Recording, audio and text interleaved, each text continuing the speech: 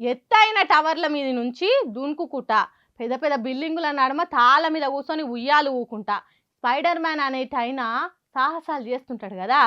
Cinema చూస్తుంటే మనకే భయం అవుతుంటుంది. అది సినిమా కాబట్టి ఎట్లంటే అట్లా తీయొచ్చు. మనిషి చేయలేని ఎన్నో పనులు ఆ స్పైడర్ మ్యాన్ చేసినట్టు చూపించవచ్చు అని అనుకుంటాం అంతా. కానీ నిజంగా స్పైడర్ మ్యాన్ అనేటైనా ఉత్త కథే అనుకుంటాం. కానీ నిజంగానే స్పైడర్ మ్యాన్ ఉన్నాడు. ఏన్నో కాదు, మన హైదరాబాద్కి స్పైడర్ మ్యాన్ వచ్చిండు. చూడుండ్రి అతగాడి సాహసాలు ఎట్లున్నాయో.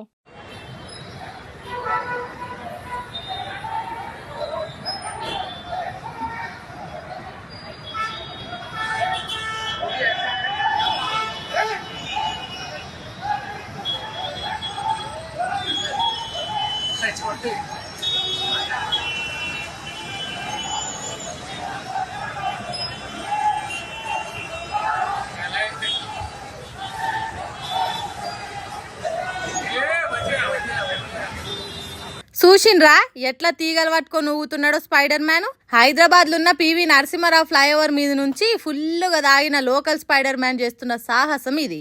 మరి ఇతగాడు ఈ ఫ్లైఓవర్ ఎందుకు ఎక్కిండో, ఎక్కినోడు కిందికెందుకు దుంకిండో ఏమో తెలియదు గాని పైనున్న తీగలు పట్టుకొని ఉయ్యాలు ఊగుతున్నాడు. చూడండి నా ప్రతాపం ఎట్లా ఏలాడబడుతున్నాను. నా తీరుగా మీకు జయొస్తుందా?